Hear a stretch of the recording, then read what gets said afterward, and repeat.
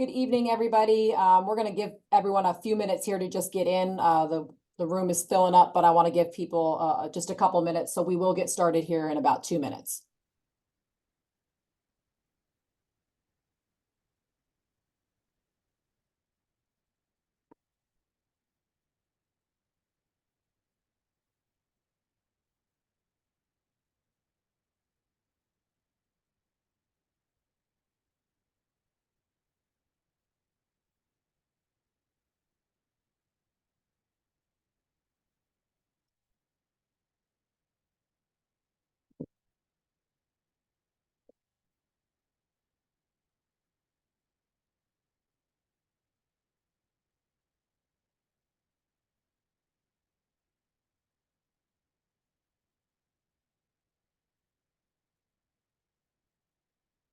Okay, it does look like it's slowed down now, so hopefully those that are here, the ones that are planning to be here are already here. And if any of you know others that aren't able to be here tonight, rest assured we are recording and we will send this out to new families tomorrow. If you don't want to take notes, just know that we will send it out tomorrow, or if you know others that aren't able to be here, we will send this out tomorrow. So without any more delay, we'll go ahead and get started. First of all, the voice you're hearing, I'm Elisa Inman. I am the head of middle school. On the webinar tonight as well is Ms. Kathy Parker, our assistant head of middle school for academics, and Ms. Demetrius Hubbard, assistant head of middle school for student life. You'll be hearing from all three of us this evening, and I will go ahead and get us started. I think the main purpose of tonight is to kind of have our main first contact with you and kind of let you know what to expect. What I want to outline here, and we will go into more detail, is summer communication and kind of just what to expect. And I want to, make sure I emphasize that we intentionally, phase our communication with you. We don't want to bombard you with too much too fast. And in fact, we don't need you doing some things just yet. So we want to make sure that we kind of ease you in. We will communicate with you whenever we need something from you. So just know that we'll prompt any action steps. And we will give you some things to start doing at your own pace over the summer as well to make sure you're in a good position as we start in August. So first couple things, I said later this week or early next week. So either tomorrow or probably more likely on Monday, we will have a summer checklist for you. And course registration information will be coming early next week. So I want to make sure I explain both. The course registration will be something that you will receive from Ms. Parker. She'll talk about that more here in a few moments, but that is to register your kid for their classes. So more information will come from Ms. Parker about that. The summer checklist is going to be something that you're going to be able to print off of the website, and it is basically at your own pace, things you need to do this summer before the first day of school. And it will walk you through getting the uniform, the supply list, various forms you may need to submit. And we really pace you. The checklist goes in order of things you want to do first, and then things you can wait to do till July and into August. So the checklist, from what we've heard from families in the past, really is helpful in terms of you really see everything you need to do, and there's absolutely no need to do it all right away. It paces you through the summer. When we get to July, after course registration, once your kids are enrolled in their classes, we will communicate with you again, and we will then tell you, here are your kids' class enrollments so that you can then make book purchases. You have to wait for the enrollments before you can make the purchases. And that means that there are some options. Course registration, includes, some fine arts options. We might be waiting on a math or a world language placement. So the registration process solves that. When we finally determine what classes your child's taking, you'll be able to purchase those books in July. But again, we will communicate with you when it's time to start purchasing the books. And then somewhere July, August, we have several things going on here. You'll start to receive information from me late July, most likely, about what is coming for the start of school. We want you and your children to enjoy the most of the summer without, necessarily looking too far forward too fast. But I will provide orientation information, and I will provide information on the new student welcome events that we have here at Cooper. And those are usually well attended. I'll give you those dates at the end of the webinar, and we will also have them posted on our website so you can start to book those dates out and make sure you're back in town from any travel so that your child can attend those. And those are student events. They are not family events. And then other times this summer, really great ways you guys are going to get connected. Parents Forum, our parent organization, they will help coordinate with sixth grade families. And then in seventh and eighth grade, we have actually student ambassadors that are part of an organization called Cooper Connects, and they will reach out to the seventh and eighth grade kids directly themselves. So we definitely have some onboarding that goes on with our Parents Forum and with our students directly, so that your kids and you can know a face and then know another person before you come to campus for the welcome events and or the first day of school.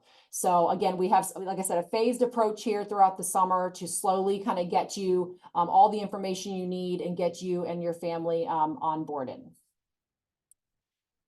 Next, something you can start doing tonight if you haven't done it already. You can start liking us on Facebook. You can follow our Instagram page. You can connect with us on LinkedIn. We do have a really great communications team that is active on Facebook and Instagram, and really encourage you to start following those, to just start feeling plugged into the community. We regularly update those pages, and it's a really good way to just start getting a sense of what's going on campus and starting to feel like you're already a part of campus. And also, when you get your login information, which will be happening on Friday, so that will be happening tomorrow, you will receive your login information to start getting into the website if you haven't already. Really good place that you will eventually start going next week. This will go live next week for you, is a tile called Newly Admitted Students, the parents of newly admitted students. This new tile will appear for you with a whole plethora of things for you. It'll have the checklist. It'll have all the different steps. Basically, it's a one-stop shop. And I bet if you go to that page, most of your questions will be answered there when they pop up throughout the summer. So I would encourage you to just make a habit of going there when a question pops up. And of course, if the answer is not there, you can always reach out to us. But we've been pretty thorough on that page to help you with questions that might pop up as we go. Okay, this is also a very important person to get to know if you have not already heard from him. Steve Sandifer is our manager of information systems, and that means he is the helper of the website. So when you ever have trouble logging in, or you don't know how to navigate something, or you can't find where something is, he's a really great person to help with the IT aspect of our website. So he's super helpful. Don't hesitate to reach out to him, particularly with login problems and that sort of thing. Okay, I believe I'm going to talk about this briefly, and then I'm going to let Ms. Parker start talking here in a moment. So this is the summer checklist. Obviously, this is one from a previous year that we're just using as a sample. But you see how there are 13 steps on there. And we're basically guiding you through the steps to get ready for the start of school. And we clearly tell you where to go on the tile that I just referenced to find more information about that particular step. So this is your checklist that you can keep and literally check things off. If you're like me, I love a checklist. I usually make a checklist and actually put the first item as something I've already completed. I don't know if anybody else does that. But this checklist will help you get through the summer. And we, like I said, guide you to exactly where you need to go to find information about how to complete that checklist. So you'll be able to download and print that new family checklist on Monday. And then it'll be a step-by-step guide for you. And the first step that you will have on there is complete course registration. And the good thing is Ms. Parker is going to talk about that here in a second, and she's going to email you next week with all the instructions to complete step 1. And so with that, I'm going to go ahead and turn it over to Kathy Parker right now to start talking some academics. Hey, good evening, everyone. As Ms. Simmons said, I'll be emailing you next week and sending you out course registration information. So I just kind of want to walk through our courses a little bit and let you know all students are automatically enrolled for their English, history, and science courses. So they all go into their grade level course. We do, however, have different placements for math and world language. So we're going to talk about that a little bit more here in depth, because I know this is a question a lot of people have. We have math courses for '06 math. And then with pre-algebra, that is mostly seventh grade and a few sixth graders. So I will be reaching out once I start to get your final report cards and asking for you guys to come in and have your students do some math placement testing if needed based on the courses they have taken, what grade they're in, etc. We also have in eighth grade 2 level classes, Introduction to Algebra. Those are for students who just need to kind of get some more fundamentals of algebra down before going on to Algebra 1. And then some of our eighth graders go into Algebra 1, which is a ninth grade high school credited class. So as eighth graders, they take a ninth grade algebra class. So we obviously will test if we're going to try and place anyone into Algebra 1. We also have a course called Integrated Algebra. That is someone who's not ready to go as an eighth grader into advanced geometry, because we do have some eighth graders that take advanced geometry. That is a 10th grade course. So we want to make sure everyone is in the right math placement. So for some people, we'll test them and they might end up in going into integrated algebra if they've already finished Algebra 1, but are not ready for our advanced geometry course. With world languages, sixth grade gets to pick French or Spanish. French begins at our school in sixth grade. Spanish, our students have been taking it, but students can pick either and experiment with one if they would like. If they've already taken Spanish, they might want to try French. In seventh grade, they'll go into either French 1A or Spanish 1A. That is the first half of the high school accredited Spanish class. They will have to stay in that language when they go into eighth grade, because those two, French 1A and French 1B, add up to a high school accredited class. It's completed over 2 years. So for some of our incoming students who don't have a lot of exposure to language, might have to go into a course we have called Foundational Spanish. So I will reach out if anyone needs to test for a Spanish course. This is to help students who are coming into our school who have limited exposure, not as much exposure as our students have had. So they won't be able to go at the pace at Spanish 1A or 1B. And we'll make sure that they're placed in the right place. That's also a course that if a student has maybe taken other languages and is familiar with that, they might go into foundational Spanish for a small part of the semester. They might get caught up and we might actually move them over to the other Spanish class. So that's a class that students can possibly move out of and then get back onto a high school accredited course. If they feel like they've caught the language and the teachers know that they can do that, then we'll make those recommendations and we can make those changes. So as I said, I will reach out to those of you who need to have students come in to do placement testings for the math or world languages courses sometime after next week, as we're starting to get your files and final report cards. So if you have not uploaded your final report card yet, that will be very helpful in getting you information about when you might need to come in and do your placement testing. I think that's it for that. So next, I just want to talk about kind of visual arts. We have different electives that students can choose from. We have sixth grade art, seventh grade art, and eighth grade art. We also have an eighth grade computer science class. When students are picking their electives, they will see that they need to select 2 options, their first choice and then their second choice. That is just in case, say, art 7th fills up and we can't place anyone else in there, there's no more room, then they'll get their second course selected. So please make sure you put both of those in when they are doing their course selection. Next slide. Thank you. Our performing arts program, we have band and choir, dance and drama in sixth grade. And then in seventh and eighth, we have those courses as well, but they are seventh and eighth grade. Band is just combined, as well as choir. Seventh and eighth grade dance, they are separate, but they do work together often. Seventh and eighth grade drama, and then in eighth grade and seventh grade, they have technical theater as well. So if they don't want to perform, but they enjoy theater, they can go and work on the sets and other things to help with the performances that we put on throughout the year. Okay, I'm going to jump back on here and talk about middle school athletics offerings. The first thing to know is that all of our sixth grade students are automatically enrolled in PE. All sixth grade students take PE regardless of whether they take a sport, those are separate things. So again, all sixth grade students will be placed in physical education, and it is part of our academic day. They start their day, their first class is physical education. So that happens for sixth grade only. Now, what I also want to emphasize is our seventh and eighth grade students go to athletics at the end of the day. And these are the sports that are offered for all of our middle school students. And you can see that in 6th grade, we have some limited offerings. You can see those noted with the asterisks. So in the fall, we have cross country, we have cheerleading, we have football, and we have girls volleyball. In the winter, we have boys and girls soccer, boys and girls basketball, and cheerleading. And in the spring, baseball, softball, tennis, golf, and then boys and girls track and field. We are also next year excited that we are in the early stages. I want to emphasize that because it takes a while to do this, but we're in the early stages of building and starting our lacrosse program. We are going to be starting in 6th grade with a skill development type of program with our 6th graders. And then we will have a phased approach to growing that. And we are looking forward to expanding lacrosse to Cooper in a nice phased approach that will start with 6th grade. We'll talk more about that later, and you'll hear more about that from our athletics department.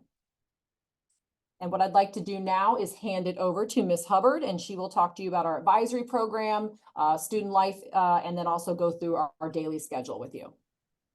Good evening. Okay, so I'm talking about our advisory program. The advisory is a time for our teachers to provide their assigned students, their advisees, with personalized academic support in the areas listed. And we do have days, our days are numbered. So in those particular days, we might have academic coaching, we have one-on-one conferencing, study hall, Dragon Time, and then we have our responsive classroom, which is an approach that we use for behavior and social and emotional learning that is integrated, that helps with the character education lessons. This time also serves as a point of contact for parents. A point of contact for the teachers, so that when they're talking to parents, they can kind of cover topics, talk about their educational component, some struggles and concerns that you may have. And your advisor will be your first point of contact. Your student's advisor will be the first point of contact for you for any questions and concerns. We also have, during this time, we also like to cover things such as social and emotional learning and emotional intelligence, which is oftentimes is led by our counselor, or again, we integrate it with our responsive classroom. We have executive functioning skills we cover. We have cyber education. We use this time to community build. We do goal setting. So when students get their progress reports or report cards, we do have them reflect and kind of set goals for themselves for the second semester. And then we talk about honor code during this time and the importance of just knowing that we have Cooper standards and that they abide by them and they understand them. Next, we have our middle school schedule. So our middle school schedule, as you see, it is how we rotate through our day. We have an 8-day rotation with 6 classes that rotate and tumble. If you kind of look at it, let's just pick the green color, and it says period D here. So on that day, if you see, it's at different times. So on day 2, the period D is at 9:10. On day 4, the period D is at 1:10. And then day 6, we have 11:40, and then we're back to 1:10 on day 8. The benefits of this is we know at different times of the day, students function differently. This schedule also helps with our homework load. So students only need to prep for 3 classes each day, and longer class periods allow for various activities. So we can cover labs, we can cover discussions, projects, one-on-one support. If students have a skill that they're struggling on, and teachers can really hone in on that skill. We also have built into our schedule adequate break times and transition times. We have a morning break that allows for students to go to the nurse, to socialize with friends, to call home if they found out about an after-school activity, or if they need to stay for tutorials or anything that comes up. We have recess time daily built into our schedule, and yes, middle schoolers do need recess time. For instance, on rainy days, you can feel the energy in the parking lot. So it is a very necessary, needed time of the day for them. On days 4 and 7, we utilize that time for Dragon Time. And that is where we do a variety of divisional programming. For instance, we have Dragon electives several times throughout the semester. And this just gives the students the opportunity to explore various interests that they don't normally get to do during their day, and it doesn't require a grade. Some of those activities is crocheting, pickleball, or ultimate frisbee. And we also use that time for morning meetings, which we learn more about upcoming holidays, monthly recognition, such as Women's Month, or we also celebrate the achievements of our middle school students in various academic, sports, and arts. And we can also use this time for guest speakers. We do bring in guest speakers to talk about cyber education and things of that sort. For our 7th and 8th graders, if you notice each day, they have their advisory first thing in the morning. That's because they are a little bit slower to wake up, they're not as energetic in the morning, and robust is our 6th graders. So we start their day with advisory while 6th graders are in PE. And then likewise, the 6th graders in their day with advisory because they need those gentle reminders at the end of, take home this, what homework do you have? What do you need to take home? What do you need to write in your planner? So advisors are able to guide them since middle school is new and they are adapting to having this rotating, tumbling schedule and dealing with the various classes. Okay, can we go back to the schedule real quick? I'm trying to think if there's anything else to point out. Ms. Parker, this is where we usually all three jump in. Is there anything else about the schedule? I'm trying to think. You did a great job, Ms. Hubbard. I think, I think just the importance of those breaks throughout the day. Yep. You see that one in the afternoon is a little bit longer. We remind students at that time to go to their lockers, take care of personal needs, get a drink, stretch their legs before they go and sit for their last class. So those breaks are really important.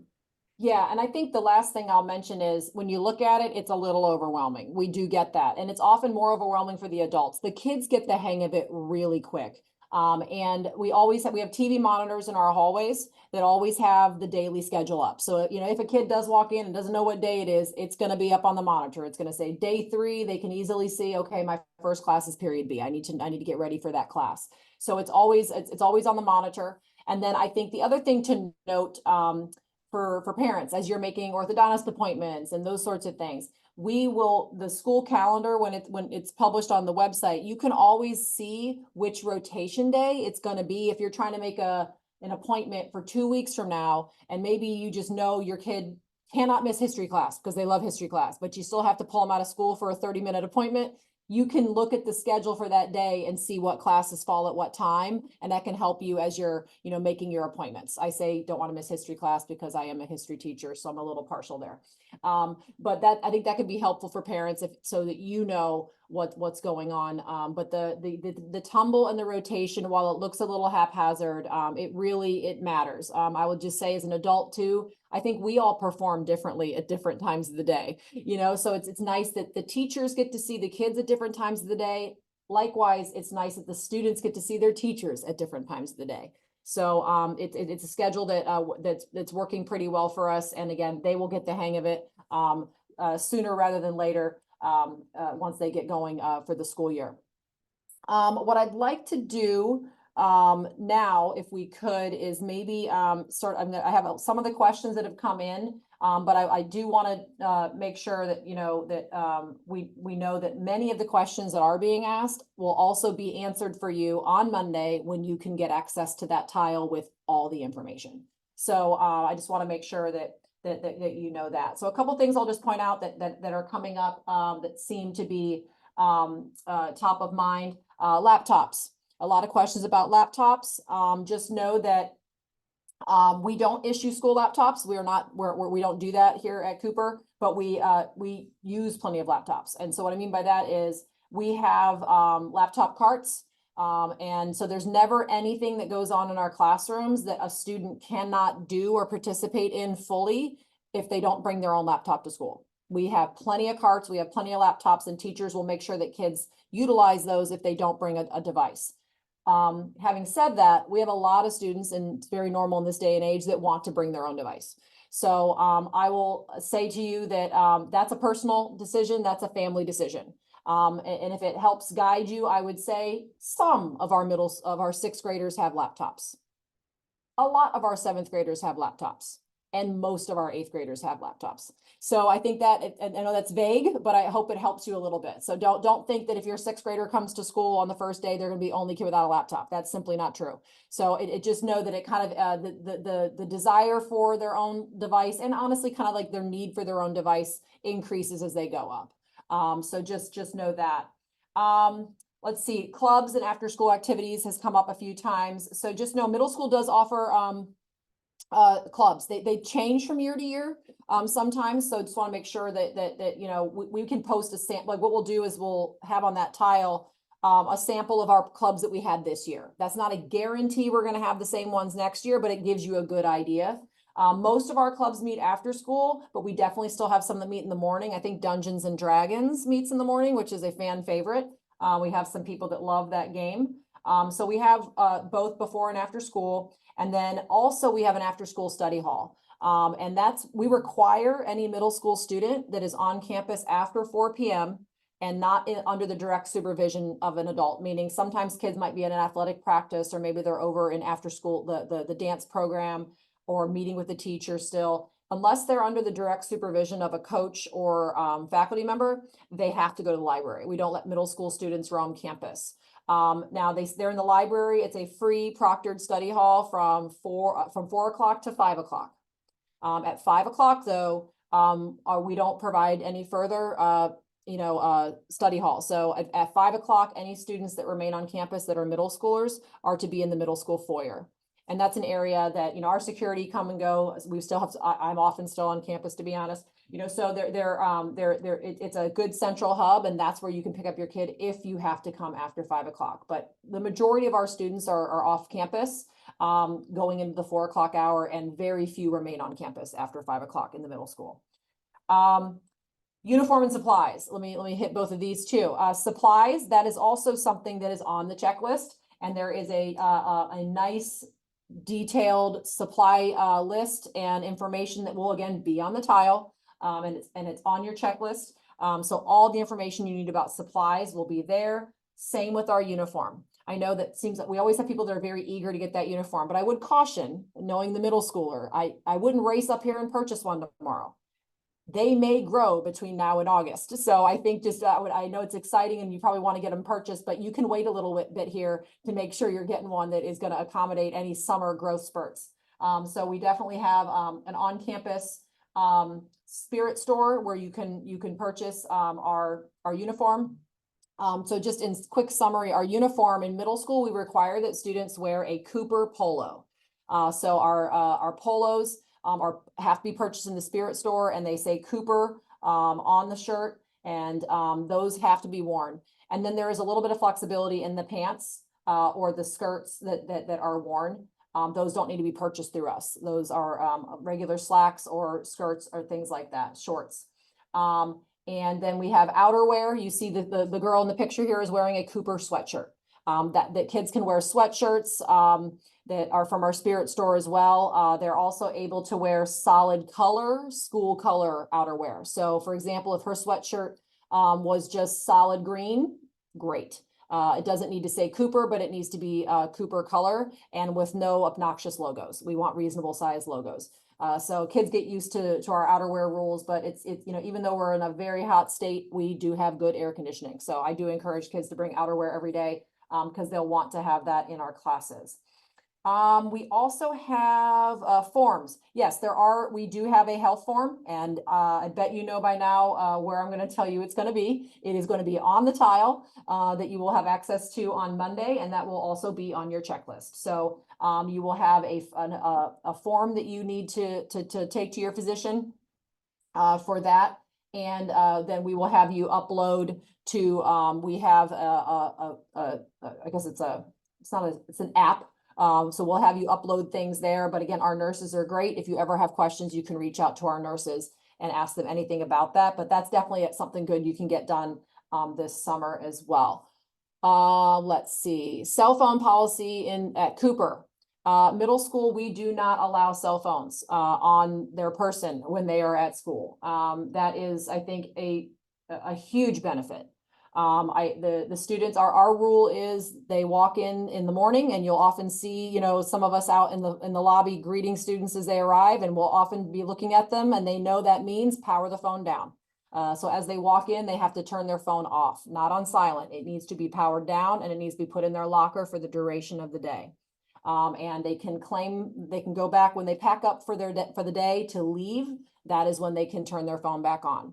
But if you need to contact your child, we do it the old school way. We have plenty of parents that do need to contact their kid during the day, and we have no problem with that. You just call the office. We, can get a note to them. We do that all the time. In fact, we very much prefer it. I'll just put this plug in now. You'll hear it from it again. You'll hear from me again at orientation. Please don't secretly text your kid. It creates an opportunity for them to feel like they have permission to have their phone on throughout the day. And, the willpower is tough. And if, the phone is on, other things besides text messages from mom and dad are being checked. So, and it also sets them up to maybe think about carrying it with them and things of that nature. So, I can't emphasize enough how important it is, for kids this age, to get a break from their phones. And if we can provide that at school, that's something I think is very advantageous for them. So we very much appreciate your help and support with that. Trying to think, jump in, Ms. Hubbard or Ms. Parker, if you're thinking of very commonly asked things. Let's see, purchasing food in the student center on the tile. You can load up your kids. I think it's called My School Bucks. So you can keep money in their account for them to purchase lunch and food in the student center. I'll just go ahead. mention summer reading. We do have some summer coursework that we have for each grade level.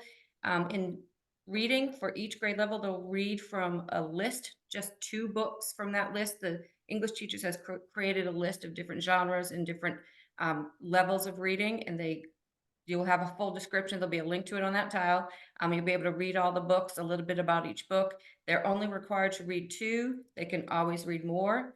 And then we will also, once students are placed into a math course, we will send information about some Delta math practice. That's optional, but if you want your student to get in there and be working on some math over the summer, it's a program and the teachers will set up based on the course they're going into, some things that they can practice over the summer to keep their math skills good. And that information will be sent out and be on the tile as well. Yes, okay, thank you. So one thing I do want to give you a second to maybe grab a pen if you want to write these down or get your calendar open on your phone. I want to give you the couple dates, but again, these will be on the website here shortly and they'll be in a follow-up email, but I want to at least give you a second to write these down. August 1st, if you have a new 7th or 8th grade student, August 1st at 6 p.m., we will be having a new student event. So many more details to come on that, but if you want to get your calendar marked or if you have travel plans you need to work around, August 1st, 6 p.m., our 7th and 8th grade new students will have an event. August 6th, so the 6th of August at 6 p.m., we will have our 6th grade welcome event. I wish we did that on purpose, but August 6th, 6 p.m., 6th grade welcome event. And that is for all 6th grade students, not just students new to Cooper. So we'll have that on August 6th. And then finally, August 13th at 11 a.m., we will have our middle school orientation. So you'll want to mark that one down. Middle school orientation is for students and parents. The welcome events are only students. So again, one last time, August 1st is the 7th and 8th grade event. August 6th is the 6th grade event. And then August 13th is the middle school orientation. And all of that will be on the tile. All of that will be sent to you in an email. But if you wanted to get those marked down now, I think, timing wise, so we've answered a lot of the questions. I'm going to answer this last one that just came in because it's very relevant. The 7th grade students, will they meet their ambassador before the event? In a perfect world, yes, and most of the time, yes. So basically what usually happens is in 7th and 8th grade, our Cooper Connect students will reach out at some point over the summer. I know that's a little vague, but they have travel plans too, but they will reach out and connect. And oftentimes what happens is they may just, they may just have a FaceTime with each other to say hi. Oftentimes they do ask, hey, do you want to meet up with a couple of other Cooper students and, meet up for an hour and get to know each other a little bit. So it varies, but they will connect and they will make contact so that your child knows somebody before they arrive at that new student event for the 7th and 8th graders. And for any reason, something happens, you guys are out of town, you're not able to connect with the ambassador before the event. The event is all new 7th and 8th grade students and all of our Cooper Connects kids. And the Cooper Connects kids joined that organization and were selected for that organization because they want to help welcome students to the school. So that's their charge. That's what they've signed up to do, and they're excited to do it. So even if your child shows up at that 7th or 8th grade event doesn't know anybody, they will be made to feel welcome immediately. So don't worry about that. I think that will probably be where we'll end tonight. But again, I want to just emphasize that we intentionally phase this over the summer. I hope you're excited, and I hope your kids are excited, and you want to come to campus tomorrow. But we intentionally want you to enjoy your summer. We will contact you as there are action items and things that you need to be doing. That checklist is a great place to start, and we'll start getting all this stuff into your hands on Monday. At least the checklist and the tile, and then you'll hear from Ms. Parker next week as well about step 1, which will be course registration. And so hopefully all that information you'll get will be easy to sort through and navigate. But if any time you have questions, you can always reach out to the middle school office. And Ms. Bachardi is our middle school administrative assistant in the front office. So you'll be directed to her if you call the main line. And Ms. Bachardi is the keeper of all middle school knowledge. So if you haven't had the pleasure of talking to Ms. Bachardi yet or meeting her, she's wonderful, and she will be a good line of contact if you don't really know who to reach out to. But you can always reach out to one of the 3 of us as well. We really look forward to meeting you, getting to know you, and of course, getting to work with your children. We hope you guys have a great summer. And maybe get out of town, do some traveling, but we very much look forward to seeing you all in August. Have a good evening.